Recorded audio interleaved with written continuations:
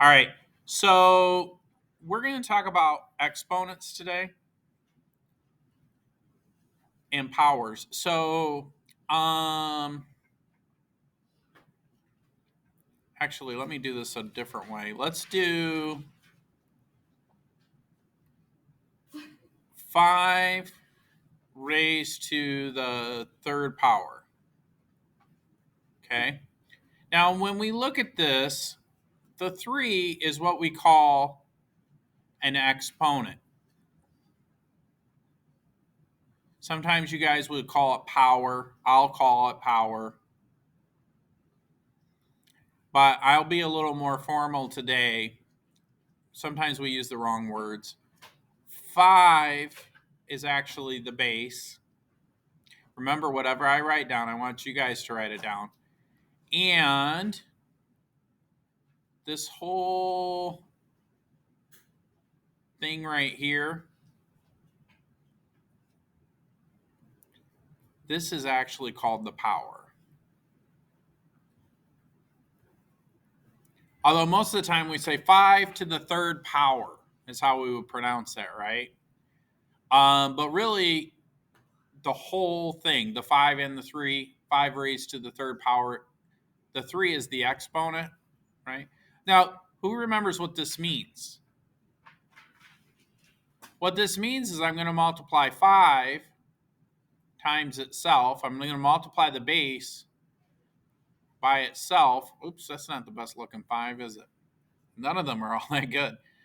By itself 3 times. Okay. Now, if I want to be even more formal, these are called factors. Okay.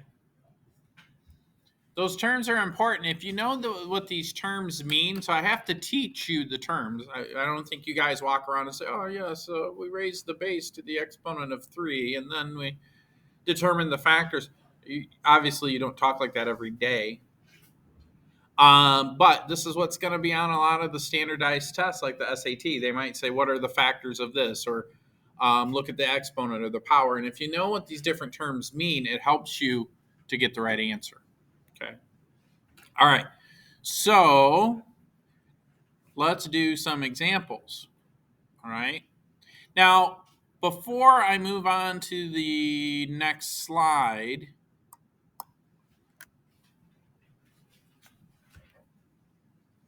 are there any questions? Okay. So let's do something like this. So what does this mean? Well, 12 to the first power is just going to be 12. So this is 12 to the first power. 0.5 raised to the second power is equal to 0.5 times 0.5. And if we plug that in a fancy calculator, not that we would need to, that's going to equal 0.25. If I say 4 to the third power, that would just be 4 times 4 times 4. Now, you could do it this way. You could say, what's 4 times 4? 16 times 4 again, and that'll give you the answer of 64. 16 times 4 is 64.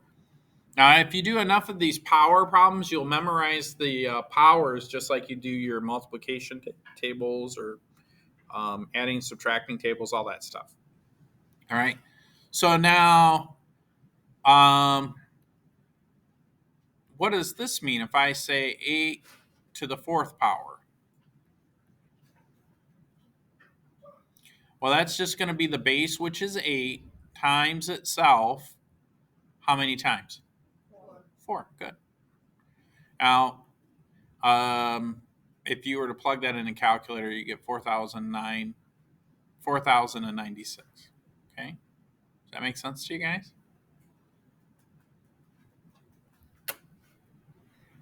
Any questions on that so far? All right. So I'm going to move on to the next slide.